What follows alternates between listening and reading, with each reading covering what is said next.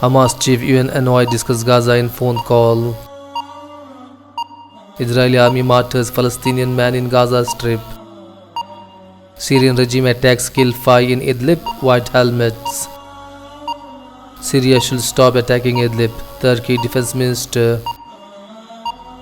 Turkey asks Russia to halt air strikes in Syria's Idlib. Suicide bombing kills 7 in Iraqi capital. US approves $3 billion helicopter sale to Qatar.